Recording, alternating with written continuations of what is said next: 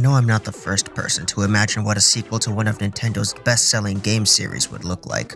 But for this project, I want to really delve into what makes Mario Kart fun for me and how the next game can innovate. Every Mario Kart game brings something new to the table in one way or another.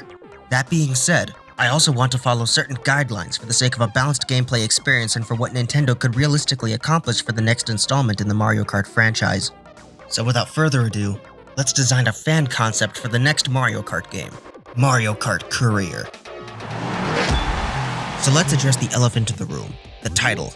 Why am I calling my game Mario Kart Career instead of Mario Kart 9? Or 10? Or 11? From a logistical standpoint, it's unclear what number we should assign our game. What with the AR game, mobile game, arcade spin-offs, and 8 Deluxe existing? From a naming convention standpoint, I don't find slapping a number at the end of game titles like these help them exude any sort of unique identity. Naming the game after the system it debuted on is alright, but too safe. I want my Mario Kart to tell me what it's about from looking at the title. Hence, Career. But that begs the question, what am I referring to? The goal I want my game to achieve would be to offer a breadth of content that satisfies the need for quantity and quality required for an enjoyable single and multiplayer experience. The idea would be about becoming so engrossed, so engaged in playing this game and seeing what it has to offer that it becomes your career, in a sort of philosophical sense. But in a more literal sense, there is an actual career mode I'll be explaining later on in the video. Although, I'll be briefly going over the primary facets of my Mario Kart dream game as to not prolong the video's length. I do intend on going more in detail on various game modes, features, and unlockables in their own separate videos. Now with that established, let's give Grand Prix a try. All the engine classes from 8 Deluxe carry over here, with the exception of Mirror Class. Since I felt it's basically just a slight variation on 150cc anyway, I thought I'd save it as an optional mode in Versus Races, right alongside Reverse Mode, where you can drive the standard tracks backwards. I would also like it to be an option to enable both mirror and reverse modes when in a versus race, but I'm getting ahead of myself. When you select your CC, you'll be greeted with the character selection screen. While 40 characters isn't the most a Mario Kart roster has ever had, I think this particular roster I propose is more balanced. Let me explain. Each row is headed by a member of the original cast from Super Mario Kart on the SNES, and in their row follows characters closely associated somehow.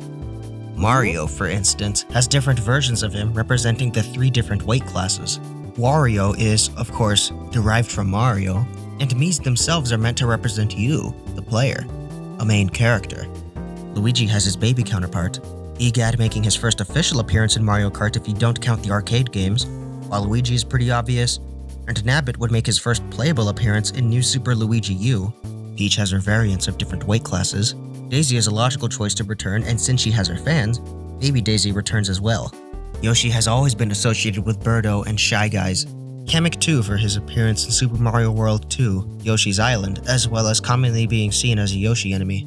Wiggler is a bit of a stretch, but he and Yoshi did make their first appearance in the same game. Bowser has his Double Dash partner, as well as other recurring boss characters King Boo, Petey Piranha, and King Bob-omb. Donkey Kong has his most popular friends and members of the Kong family with him. Pauline first appearing in Donkey Kong is also why she's grouped into the DK bunch. Koopa Troopa is grouped with minion characters like Dry Bones and Hammer Bro. Boom Boom and Pom Pom are more sub-boss than minion, but I felt they were unique enough to justify a roster spot while also not oversaturating it with Koopalings. Toad has his Double Dash partner Toadette, and Toadsworth coming out of retirement to make his playable debut in Mario Kart since he drives the parade cart in Double Dash. Rosalina more than deserves to return as a character, but instead of her baby counterpart returning, we have Luma, who can also come with multiple color variations.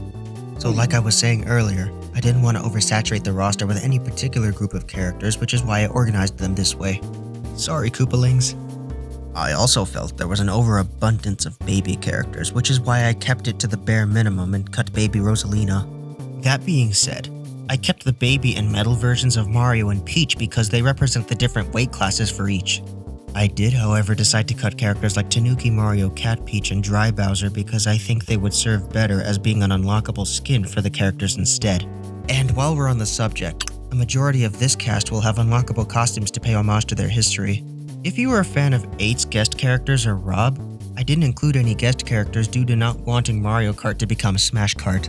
hence why this is something I didn't want to elaborate on. But getting back to the subject, Mii costumes will be earned through different means. The other characters, on the other hand, will have up to 9 selectable costumes. And once that's squared away, we can move on to cart selection.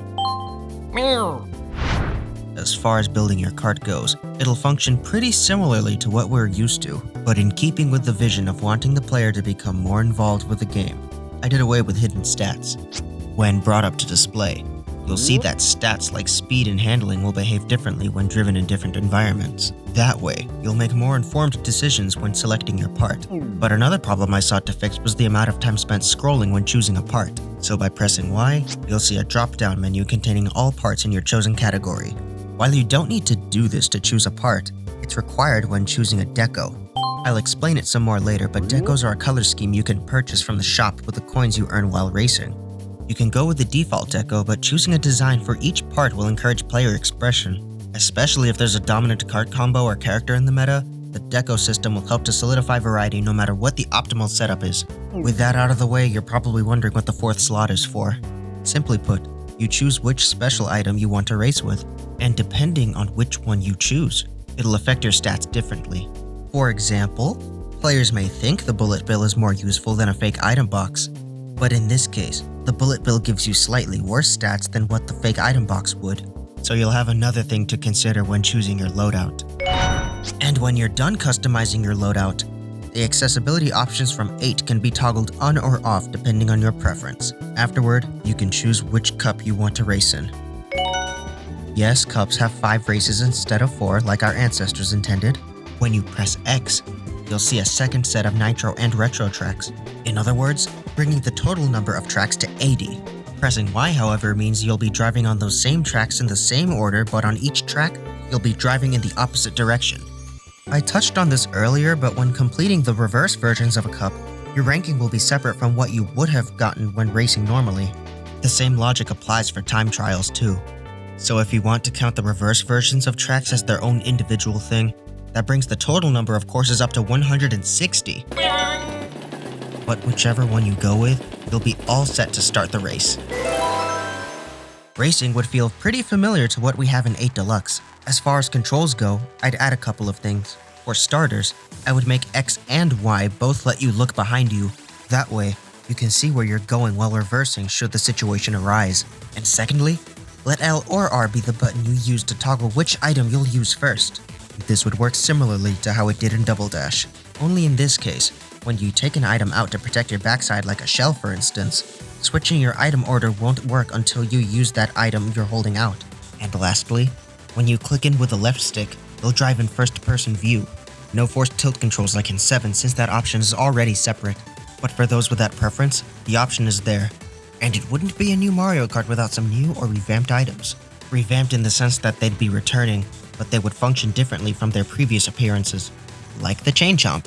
If you shoot the item and it hits another player, it'll pull you all over the place, making your cart harder to control. Or the bubble item now trapping any player hit with it and causing their vehicle to drive slower for a short time. Some items will also have cosmetic effects like if you use the blooper as Bowser Jr. Instead, Shadow Mario will appear to splash paint on the screen kind of like his final smash in the Smash Bros. Games, or turning eggs a different color depending on which Yoshi or Birdo you're using. Some characters may have a completely different special item depending on which alternate skin you have on, but through gameplay, you'll eventually unlock the ability to equip whatever special item you desire regardless of character or costume. Which item you get while racing will, of course, depend on what place you're in. And in versus gameplay, you can adjust how you want items to be distributed during races. At the end of a race, you'll get a score depending on where you place. Getting first in each race will net you 12 points. 60 total points if you place first in every race in the Grand Prix. Getting perfect scores in every cup, including reverse cups, will unlock something special you otherwise wouldn't be able to buy in the shop. And while I'm on the subject, if you return to the main menu and go to the shop icon located at the bottom of the screen, you'll be taken to the shop. The coins you collect while racing do more than just give you a slight speed boost. At the top right of the screen, you'll see the amount of coins you collected and haven't spent yet. All of the default items like this Mii costume will be unlocked straight away. Or rather, they'll be free, but upon booting up the game, You'll be required to purchase all the free items in a sort of guided tutorial section so that players understand how the shop works. But anyway, each of the purchasable items are organized in tabs that have red dots on them to indicate that something in there is affordable. And each item will have a price tag beside it. Maybe you'll buy what you can afford, or maybe you'll save up for one of the more expensive items.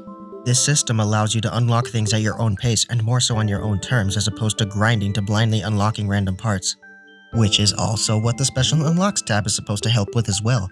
While you can't buy certain items, you can acquire them by completing certain tasks, such as getting first place in every cup, or beating the staff ghosts in time trials. The point is, you'll know what you're unlocking and how to get them. However, if you wish to organize the shop differently, you can press Y to sort by price.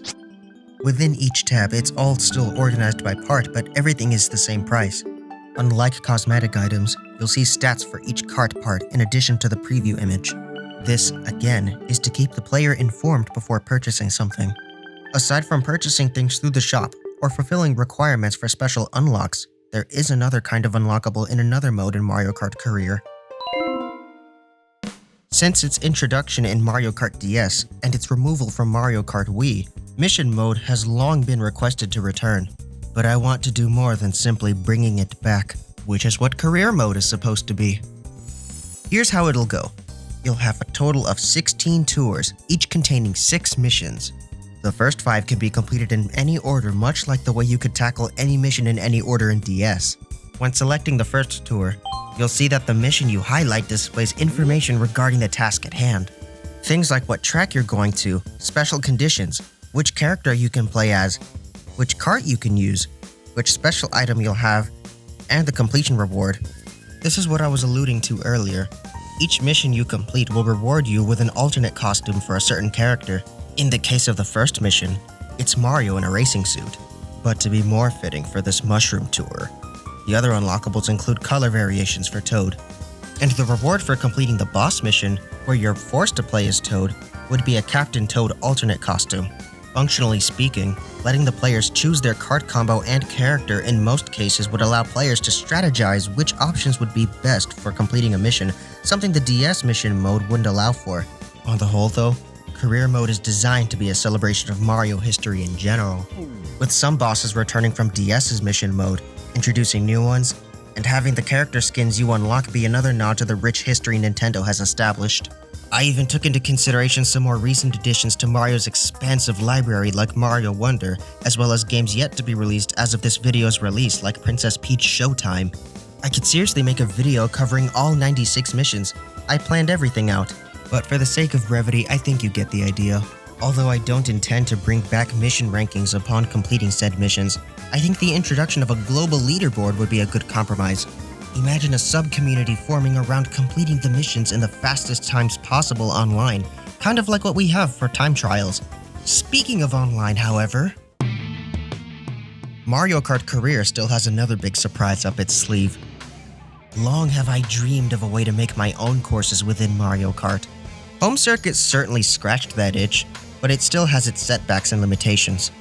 And there is the possibility for exploits to exist within a track editor. So I propose that we meet in the middle, and Nintendo provides us with pre-made open-world areas where we can chart the course ourselves by driving around or freely exploring. Imagine the city courses from Mario Kart Tour, but we can decide where the turns are, set obstacles, and so on. And for that added touch, it would be cool if we could set the time of day, weather, and even the music. Choosing a name would be the cherry on top. Completing your courses before publishing it online would be a must, a la Super Mario Maker. However, collecting coins in these custom tracks wouldn't count toward your total to avoid farming and cheating to get shop items. Still, these custom tracks can have their own time trial meta players can compete for. Racing with strangers or friends online would be super fun, and the sheer amount created by the player base would create endless possibilities and help to keep the game fresh and interesting for a long time. Whether it's the Grand Prix, time trials, career mode, or making your own tracks, the career you make out of playing this game will be entirely yours. And that about covers the general idea behind Mario Kart Career.